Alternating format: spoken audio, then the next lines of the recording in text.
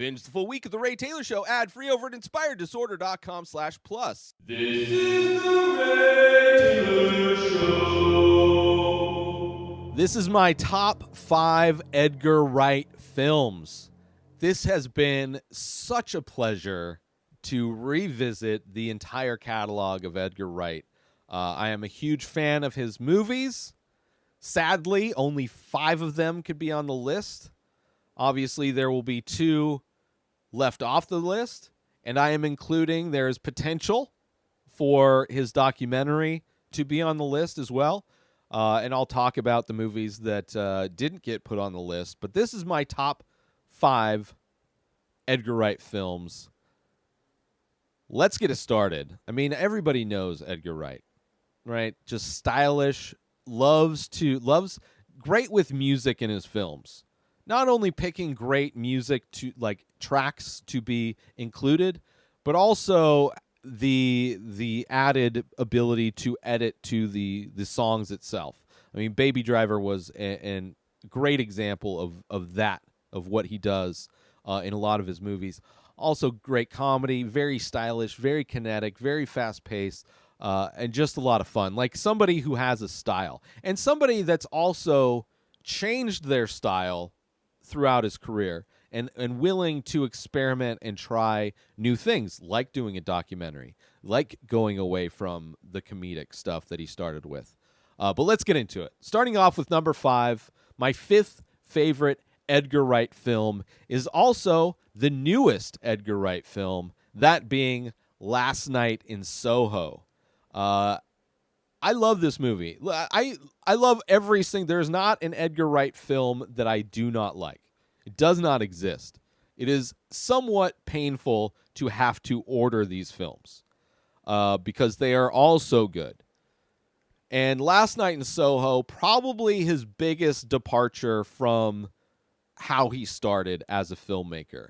Stylistically, very stylized in similar ways to what he's done in the past, but the least comedic movie I think that he's done out of all of them.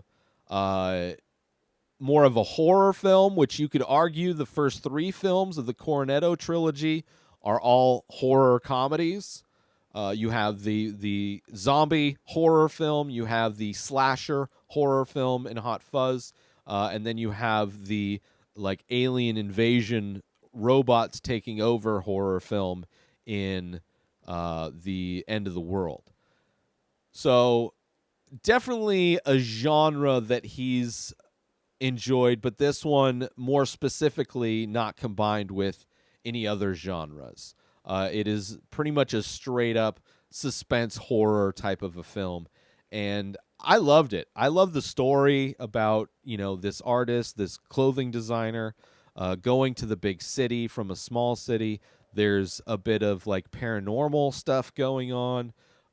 It is great acting, great performances, great writing, and it makes me interested to see what he does next. Now that he is like really taking new steps in filmmaking and the stories he wants to tell, I'm really interested to see what he does after Last Night in Soho. But it's only my number 5. I think it's a good trend I like to see. I love to see how artists evolve over their careers, and Edgar Wright seems to just keep getting better. But this one, not my favorite. It's my 5th favorite. There's 2 that I liked less than this one. But I loved, I still love this movie, and it's a great, I'm down to see him do more horror movies, like straight up horror movies. But I'm also excited for him to do more comedies too, to see what happens when he comes back to comedy, if he ever does, and I'm sure he will. So that's number 5, Last Night in Soho. Moving on to my number 4 favorite Edgar Wright film. This one being the very first Edgar Wright film. So we're starting with the newest film, moving on to the oldest film from 2004, and I'm talking Shaun of the Dead. Shaun of the Dead is great. Shaun of the Dead could be argued to be my number one. Right? All of these movies, my top four, I could on any day argue to have a different movie as the top one. So it's very hard to make this list for me. But Shaun of the Dead is number 4 because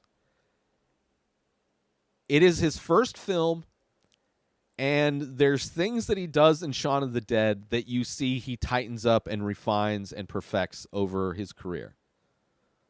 Specifically, the jump in quality, I would say, in just minor things in editing and directing from Shaun of the Dead to Hot Fuzz were noticeable rewatching these movies. So just for that small fact that I think it's just a little rough around the edges still is why it comes down at number 4, because I think the 3 movies above this one are like, I mean, they're all so tough, right? It gets more and more difficult as these movies get closer to the top, trying to figure out which one I like more, which one is better. But obviously hilarious comedy, horror, action, which are all every aspect of that. I mean, the horror, it's not as scary, but it's a horror zombie movie. But you have Simon Pegg, who is also a co-writer of this, and Nick Frost, the dynamic duo that I would love to see Edgar Wright, which it has to be at some point in his career that he goes back and works with Simon Pegg again, and even Nick Frost, do a reunion of the Cornetto crew and do another Cornetto movie. Or whatever. Just maybe put him in something, just a straight-up action movie,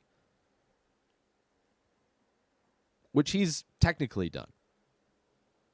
But Shaun of the Dead, a great blend of comedy, of horror, of action, great action scenes, just hilarious. Simon Pegg just playing the perfect kind of like loser, but not as much of a loser, like there's shades of loserness to them.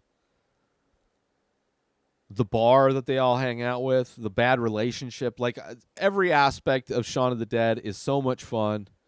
The characters are so much fun. You know, when they're trying on their mission to go to the bar and they run into the alternate versions of themselves as they're passing, a lot of fun. There's the running gag in the Cornetto trilogy of jumping over a fence versus crashing through one. But yeah, Shaun of the Dead is a classic. Don't get me wrong. I could argue it for number 1, but just a little rough around the edges is the reason why it's number 4. I had to. It's the only way I could justify trying to order this. Like, this is one of the most difficult top 5s I've had to do. That's just how consistently amazing Edgar Wright is at making movies. So coming in at number 4 is Shaun of the Dead. I'm sorry. I know it could be higher. The Many Faces is an ongoing abstract ink portrait series that I started many years ago. I release a new face every day, but go to inspireddisorder.com to check them out. So many available. But as a listener to The Ray Taylor Show, you can save 10% when you use coupon code INSPIRED when you check out. So go to inspireddisorder.com/TMF, that stands for The Many Faces. Go check them out, browse the entire collection, and when you decide on a piece, or maybe multiple pieces, make sure you use coupon code INSPIRED when you check out, and you'll save 10% as a big thank you for checking out my work, for collecting my work, and for listening to The Ray Taylor Show. And with that said, let's get back to the show. Moving on to number 3 is a movie that I would consider to be his straight-up action movie. I would also consider it to be like the best expression of him directing to music. And that movie coming in at number 3 is Baby Driver. I remember I was living in Denver, and my co-host at the time We're both huge Edgar Wright fans, both excited to see what this movie is, and I believe we both were blown away with how much fun it was. You have this heist movie where we're following the getaway driver, and the getaway driver has tinnitus and uses music to drown out the constant buzzing and humming that he gets from this damaged ear that he has, or damaged ears. I don't know if it's both ears or one ear. But not only does the music help him with his his messed up ear, but he also drives to the music. So the way he drives, he plans, he picks the song depending on the job. And it's a heist movie where they go on multiple jobs. The music of Baby Driver is awesome. I have listened to the soundtrack multiple times. In rewatching it, I haven't rewatched it since, I think when it first came out, I saw it in theaters, I think at least once, maybe twice. And then immediately, I thought I bought it already.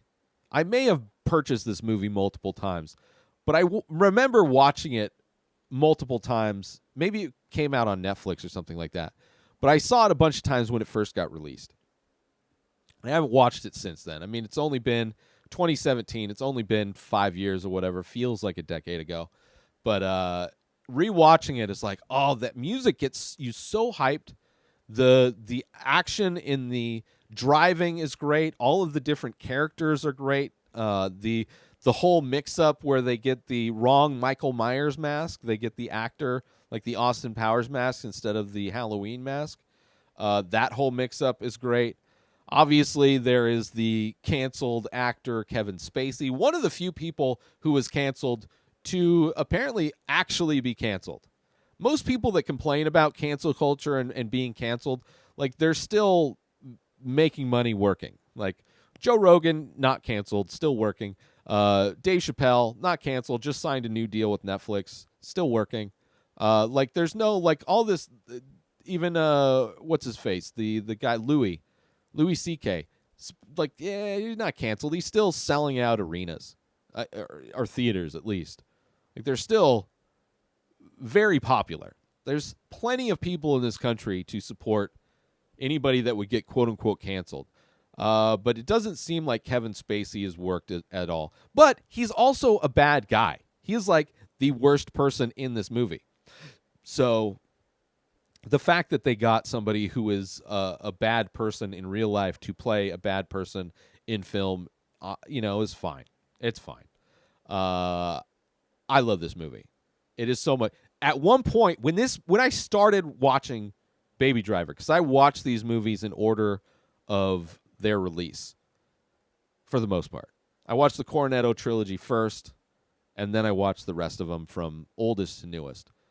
The beginning, when I started watching Baby Driver, and it's like it punches right into like the song and the driving, and I was like, this is my this is my favorite, because it's such a fun movie.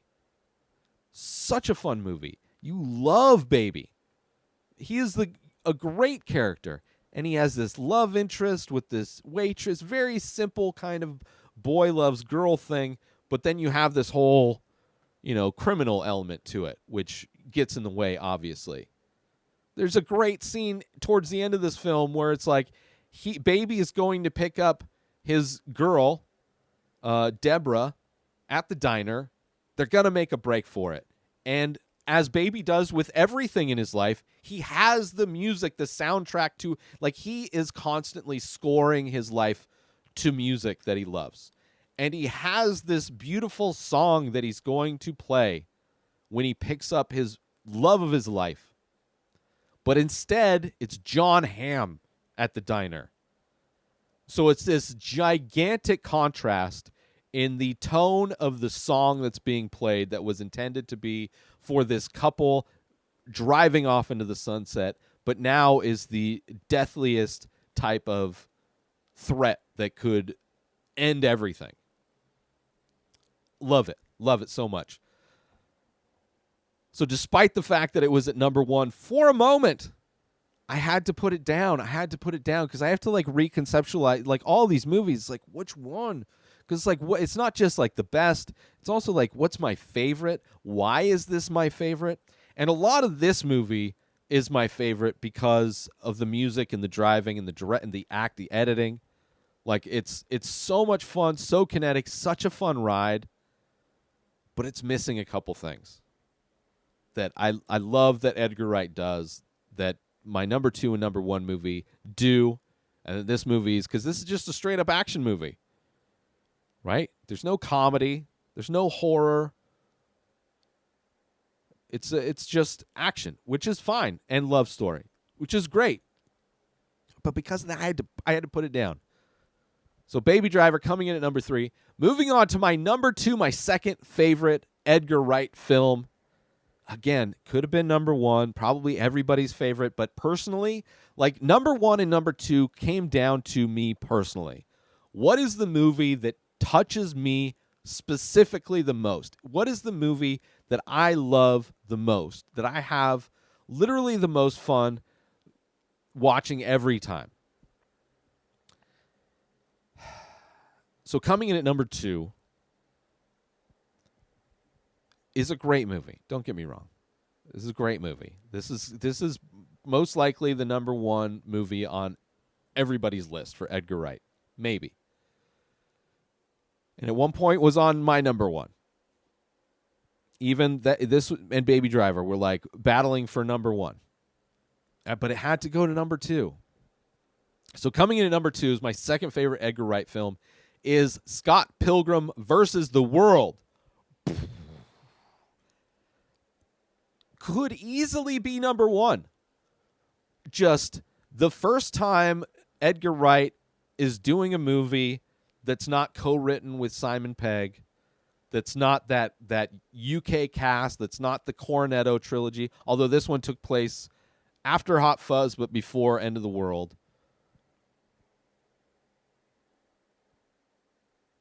This has, like, as far as a distillation of all pop culture for my generation, this movie does that. From the comic book aesthetic, from the 8-bit video game aesthetic, from just the language, the dialogue, the fun action that is just so much part of what Edgar Wright does best.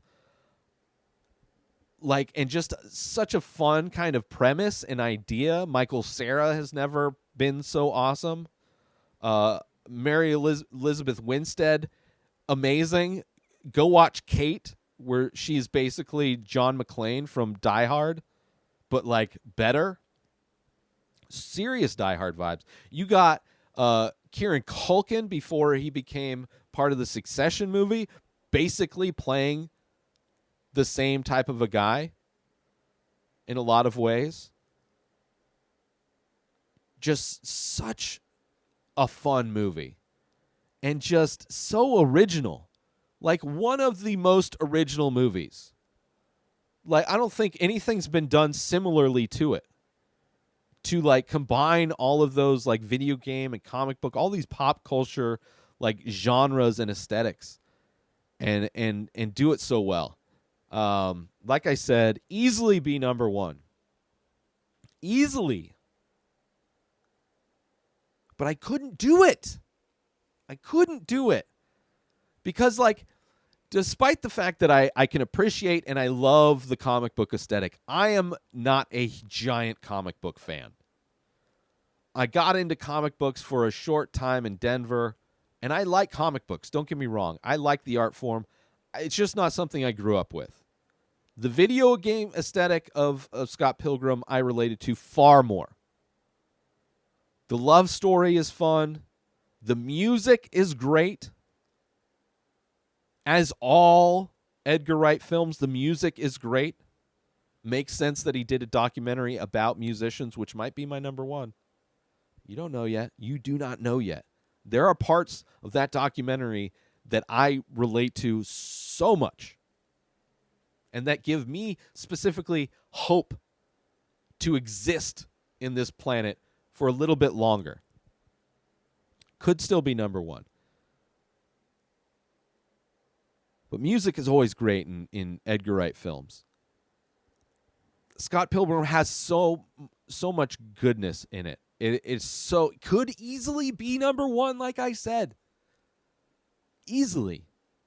But I had to put it at 2. Just because I had to be honest with myself. I had to rank these with my heart. Not just my head. Like, as far as like a masterpiece that Edgar Wright has made, I think Scott Pilgrim vs. the World is probably his masterpiece. I would say. But I had to put that masterpiece at number 2. Moving on to number 1, my favorite Edgar Wright film. There are 3 films left on the board, and I can only choose one of them. 2 will be left off. And I'm sure a lot of people out there already know. Join Inspired Disorder Plus today. Head on over to inspireddisorder.com/plus to join.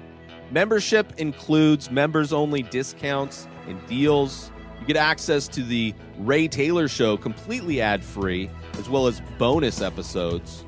You get access to the complete live painting archive. You also get access to every single podcast ever produced by Inspired Disorder, hosted by Ray Taylor. You get access to Ray Taylor's personal blog, as well as the opportunity to ask me any questions. So if you want to start a podcast, you're into art, ask me anything. And so many more things are being added every day to Inspired Disorder Plus. So sign up today, become a member, head on over to inspireddisorder.com/plus and become an Inspired Disorder Plus member today. Coming in at number 1 is Hot Fuzz. Hot Fuzz, out of the Cornetto trilogy, you're getting the best Simon Pegg. You're getting like different characters, right? Simon Pegg is a cop. He is like conservative. He's like the conservative character in there. He's buttoned up. He's got everything neat and tidy, and he's by the book, all of that. And then you have him up against, what's his name? Nick Frost, who is very similar to his character in Shaun of the Dead, kind of the lovable loser guy, right? Simon Pegg's character gets sent to this small town because nobody in his precinct likes him because he's so by the book. So they're like, we're going to ship you off to this tiny little English town where nothing ever happens. And he's teamed up with this guy who's like, because of nepotism, in the his dad is the police chief. And he's like just a loser who just happens to be a cop because there's one of the jobs available in this small town. But the thing that made me put it at number 1, I mean, it's the elevated editing of this movie compared to Shaun of the Dead is why this is above Shaun of the Dead, right? I think it's doing a lot of the similar kind of cuts, fast cuts, kinetic movements with the camera, great action scenes, way crisper, way cleaner than Shaun of the Dead. So it's an upgrade from Shaun of the Dead. You still have the musical interweavings that you get that was explored further in Baby Driver. And like Scott Pilgrim, there's a lot of references to pop culture things. But in Hot Fuzz, those references are to action movies. Because this is very much an action movie with a slasher film built into it. And also comedy. So it's an action, comedy, slasher film.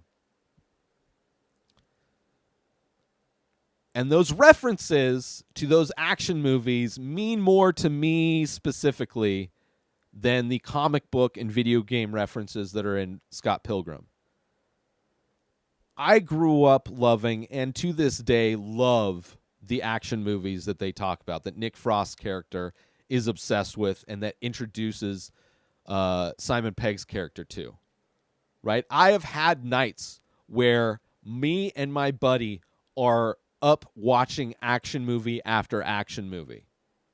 Point Break, Bad Boys 2, Lethal Weapon. I don't know if Lethal Weapon was, but there's like, not only are they specifically referenced, do they specifically watch those movies, but there's so many of those tropes and those things that happen in all those action movies that are displayed in this movie. In a lot of ways, Hot Fuzz is my favorite Scream movie as well, because it's a slasher film. The slasher aspect of this film is so much Scream, because you have the same type of black gown that the Ghostface killer wears in Scream.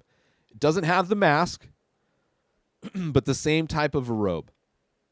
And not only that, multiple people wear the robe. And just like Scream, where you assume it's one person, it's always ends up being multiple people. And in this movie, it is not just two people that are wearing this slasher outfit.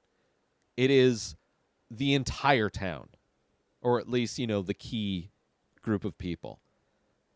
So in that instance, not only is it like a Scream movie because of the outfit, because of the slasher nature of it, because he's killing everybody with knives, like the killer in Scream does, but also it has the meta aspect of referencing all of these action movies, these popular 90s action movies that are referenced throughout. There are so many references to so many action movies in Hot Fuzz. It is ridiculous and done so effortless. It takes zero away from the story. You wouldn't have to know any of the references. They even show you, like the one where in Point Break, where Keanu Reeves is chasing after the guy and he gets away and he gets angry and he shoots up into the sky why he's yelling. When that scene happens in Hot Fuzz, when Nick Frost's character when he shoots his gun up into the air yelling, it means the emotional crux of that scene is exactly the same as in Point Break, where the reason why they can't shoot is because the person that's running away from them, they love on some level, whether it's like a bromance or a father-son thing. And it's just so beautiful. Like, you could say Scott Pilgrim, and I would say Scott Pilgrim is Edgar Wright's masterpiece, but so is this. I think this is a guy that is directed multiple masterpieces. And certain elements of those masterpieces have been explored in other great works, like Baby Driver, like Last Night in Soho, where he's just taking a small aspect of what he did in combination with so many other things and really following through to its natural extent. And I appreciate that. But for me, you're getting the same level of comedy as you are with like Shaun of the Dead. I think it's just as funny as all of the other movies. I think the action is just as good as all of the other movies. I think the story is so much fun and so unique and so interesting. The characters are interesting, just like all of his other movies. But for me, the thing that really made it number one for me is my personal connection to the action movies that are referenced throughout this movie. So for that reason, it's my number one. Now, obviously, End of the World didn't make the list. The Sparks Brothers didn't make the list. I love both of those movies. I actually I don't think I'd ever watched all of The End of the World. So it was my first time, which I was really excited to watch because I thought I had watched it and just didn't like it. But I watched it. The turn in that, it takes a while for you to get to the turn. Like, unlike the previous two Cornetto movies where you're just, like, steeped in what these movies are about, like, it takes a while for you to get to that turn where you find out that people are, like, robots. And then it kind of picks up. Once that happens, it picks up. But the characters I just didn't like as much. Like, Simon Pegg in that movie is the least likable, and he's such a likable character. And even, like, Nick Frost in that movie is okay. I don't know. Like, they have great moments. Like, the movie gets better as you watch it. But overall, it was just like I couldn't justify putting it up above any of the other movies. And the Sparks Brothers is amazing, super inspirational. This band that has like this giant catalog of music that's inspired so many other bands that have gone on to be hugely successful. And then the Sparks Brothers, late in their career, they somehow survived, somehow were able to keep grinding and keep surviving, have in their later years found massive success because they just kept grinding and then just did a thing with another band, and that re-sparked their entire careers. And that, to me, as somebody who's like struggling, hoping for success, believing in the work that I'm doing, enjoying the work that I'm doing, sacrificing everything in order to continue doing the work I'm doing, I related to that documentary so much. Didn't recognize their songs at all, despite the fact that I do like their music. Not really a genre of music that I'm super into, but definitely given the right mood, I would be into. And I know they've done a lot of different stuff. I didn't really dive into a lot of their music, but I didn't recognize any of it. But their story is great and super inspirational and motivational to me. So that one could have even been on the list. But I had to do what I had to do. It was tough. It was tough coming up with this list. So one more time, and we'll get out of here. This is my top 5 Edgar Wright films. Starting off with number 5, The Last Night in Soho. Number 4 is Shaun of the Dead. Number 3 is Baby Driver. Number 2 is Scott Pilgrim versus the World. And my number 1, my favorite Edgar Wright film, is Hot Fuzz. Let me know what your favorite, rank your top 5 Edgar Wright films in the comments. Hit me up on social media. I want to know. I could easily, in a month, I could reorder these and watch these movies again and want to reorder them in another way. But I thought long and hard, and it makes sense for me, but I could understand any combination of these films, and I wouldn't be mad at it. But let me know. Because he does great movies regardless, and I'm excited to see what Edgar Wright continues to do with his films. And anyway, check him out. New episodes of The Ray Taylor Show come out every single day. Subscribe on YouTube and everywhere our podcasts are found. Binge the full week over at inspireddisorder.com/plus. Buy Ray Taylor Show merch over at inspireddisorder.com. And follow the show on Instagram at Ray Taylor Show. Have a wonderful day, everybody. Peace out! Today is the day where you wake up and you realize that everything that you've been dreaming about, everything that you've been wanting, every goal and wish and hope that you've ever had can become real. Dreams can come true. What you manifest in your mind, you can bring to reality.